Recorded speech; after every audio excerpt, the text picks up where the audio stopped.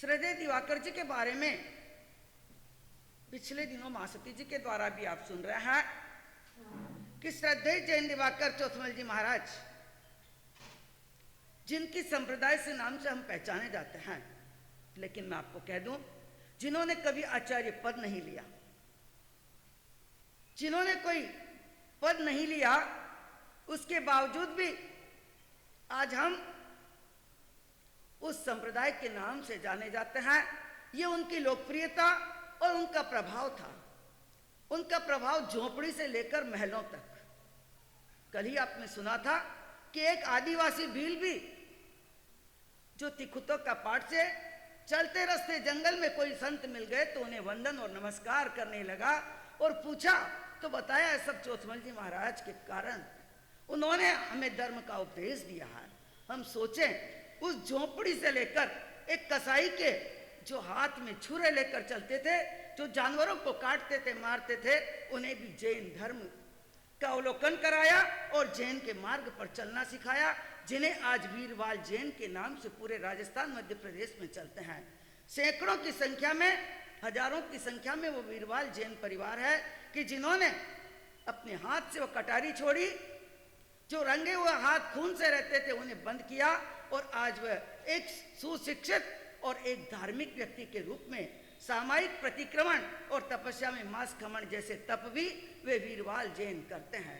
जहां आज उनके सामने हमारी जैन समाज के व्यक्ति खड़े हो जाएं और एक और वो खड़े हो जाएं तो सोचना पड़ता है कि सच्चा जैन कौन है, जिन्होंने गुरुदेव के सिद्धांतों को इस तरह अपने जीवन में अपनाया और साथ ही राजमहलों तक, जो फतेह सिंह महाराणा उदयपुर के, जो अंग्रेजों को नहीं झुके, जहां पूरे भारत के राजा और महाराजा समर्पित हो गए सरकार को, लेकिन एक फतेह सिंह महाराणा थे कि जिन्होंने कभी अपना सर सरकार के सामने भी नहीं झुकाया और वो व्यक्ति झुका था श्रद्धेय जैन दिवाकर चौथमल जी महाराज के चरणों में। आज आप जहां देखो वहां राजस्थान में घर घर में राजराणा के साथ दिवाकर जी के फोटो लगे हुए होते हैं और वो एक पीढ़ी से नहीं, 3-3, 4-4 पीढ़ियों से आज तक वह राज परिवार उदयपुर का संतों के साथ जुड़ा हुआ है। एक समय की घटना, जब श्रद्धेय जैन दिवाकर चौथमल जी महाराज का जन्म शताब्दी महोत्सव ब्यावर में मनाया जा रहा था, तब की बात है। महाराणा फतेह सिंह जी के पौत्र महाराणा भगत सिंह जी, जिनको समाचार नहीं दिए गए कि चौथमल जी महाराज का शताब्दी महोत्सव मनाया जा रहा है और ब्यावर में प्रोग्राम था, जैन समाज को महाराणा की ओर से समाचार आए, क्या जैन समाज हमें भूल गया है? मेरे पिता और मेरे दादा जो चौथमल जी महाराज के भक्त रहे हैं और हमारे लिए क्या 3 पैसे का कार्ड भी नहीं? कैसे भूल गया जैन समाज?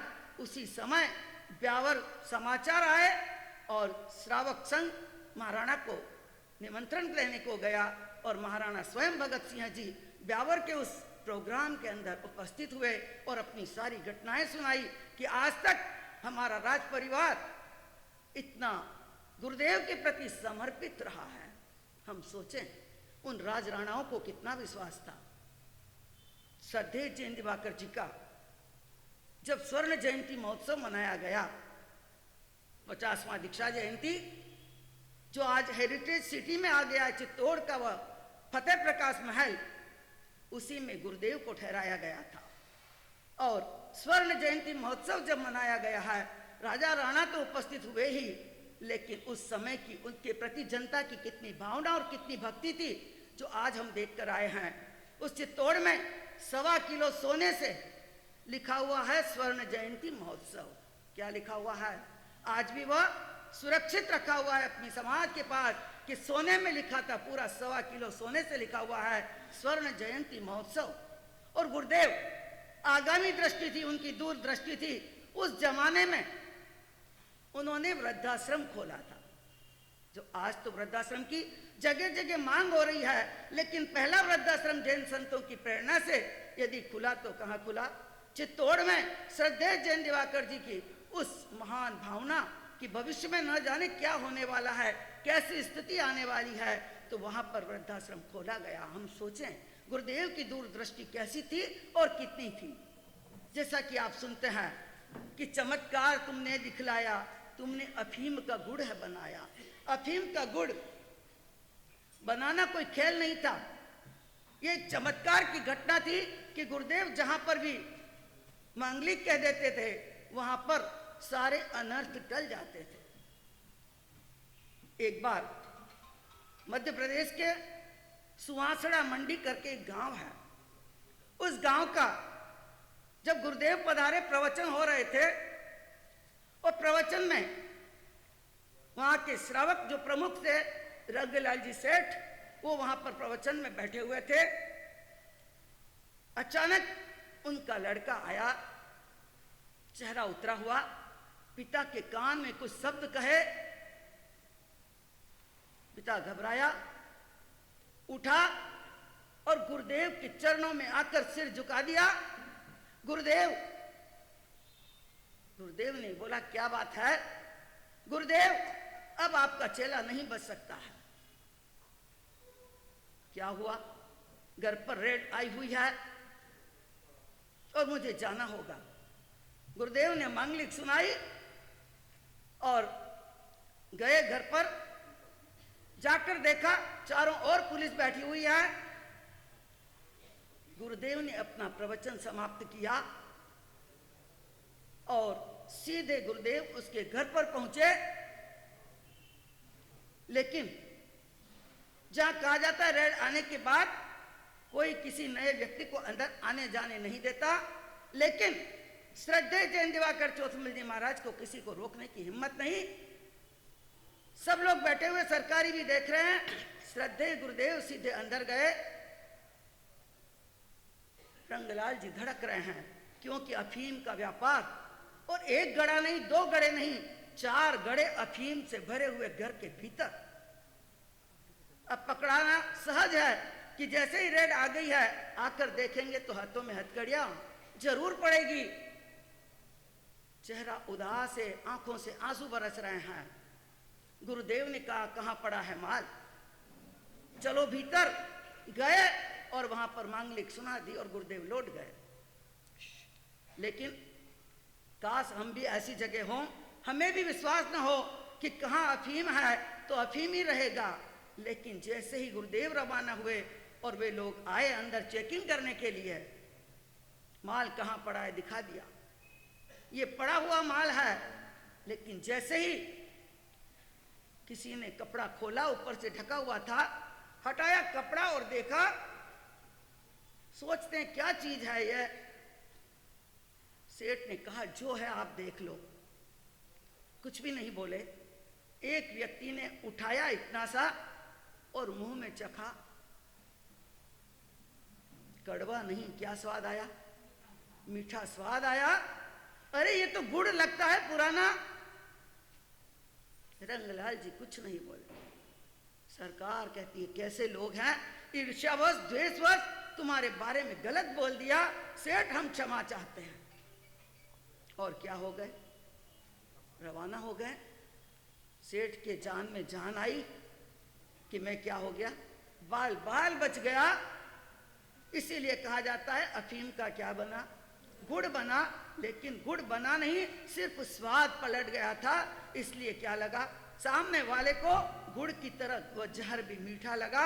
और उसके बाद गुरुदेव ने उस व्यक्ति को समझाया, आज के बाद ये व्यापार, ये माल है वह निकाल देना, उसके बाद ये धंधा मत करना, विचार करना। गुरुदेव का वह चमत्कार इतना था। ऐसा ही जब हम दिल्ली जा रहे थे, सुना तो कई बार था कि ट्रेन रोकी। बनास नदी जो बहुत बड़ी नदी है मध्य प्रदेश में, राजस्थान में, वहां पर जब हम एक बार गए, जिस जगह पर गुरुदेव ने ट्रेन रोकी, अचानक सवाई माधोपुर जिले में एक 72 नाम का गांव है। जब हम उस गांव में पहुंच रहे थे,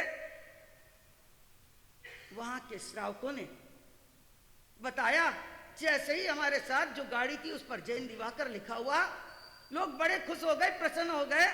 आज जैन दिवाकर चौथमल जी महाराज की सत्या आई है, लेने को आए, सब कुछ किया। उसके बाद बातचीत चली और उन्होंने कहा एक व्यक्ति उस समय वह जिंदा था जो हमें मिला।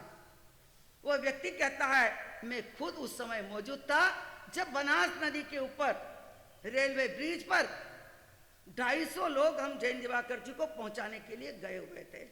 उसमें हिंदू भी थे, मुस्लिम भी थे, जैन भी थे, हम सभी थे।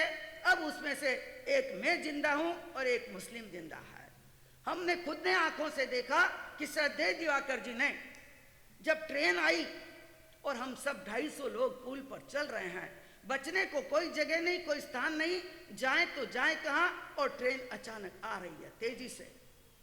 तभी गुरुदेव को सब लोगों ने बोला आप जैसे तैसे निकल जाओ, जो कुछ हमारा होना वो हो जाएगा। गुरुदेव ने कहा नहीं, मैं खड़ा हूं, हाथ ऊंचा किया और सबके सब निकल जाओ। खड़े रह गए और सारी पब्लिक को रवाना कर दी और ट्रेन अपने आप रुक गई। रोकी नहीं, गुरुदेव तो खड़े हैं, लेकिन जैसे ही ट्रेन रुकी विचार आया ट्रेन में कोई खराबी नहीं, कुछ नहीं, अचानक ट्रेन रुक कैसे गई है। गाड़ी का ड्राइवर उतरा नीचे, देखा खड़ा कोई कुछ नहीं है और गाड़ी तो बिल्कुल ठीक है और रुक क्यों गई है। तभी देखा काले डंडे वाला एक बाबा क्या है, सिर्फ एक हाथ करके खड़ा हुआ है और गाड़ी अपने आप रुक गई। आया गुरुदेव के चरणों में प्रणाम किया, गुरुदेव ये आपकी पुण्य माया है कि आपने इतने लोगों को क्या कर दिया आज, अरे बचा दिया है। और जैसे ही गुरुदेव को प्रणाम करके सब लोग निकल गए और अपने आप ट्रेन को वापस क्या कर लिया उसने, चालू किया। तो विचार कीजिए उस व्यक्ति में जिंदे जी भी इतने चमत्कार थे, चाहे मृगी जैसी बीमारी हो, चाहे कैसी भी कुछ बीमारी हो, उनकी चरण रस से ही क्या हो जाता था। मान लो उन्होंने अगर किसी को दया पालो कह दिया तो हर व्यक्ति ये समझता था कि मेरे लिए तो आनंद ही आनंद है और मानो नौ निधि उसे मिल गई है। ऐसे श्रद्धेय दिवाकर श्री चौथमल जी महाराज और हमारे मालव के उपाध्याय पूज्य श्री कस्तूर चंद जी महाराज, जिन्होंने बहुत कुछ इस समाज के लिए दिया है। और आपने सुना है श्रद्धेय जैन दिवाकर जी को कि संघ की योजना के अग्रदूत श्रमण संघ की नींव रखने के लिए जिनका ही सबसे मुख्य कारण था।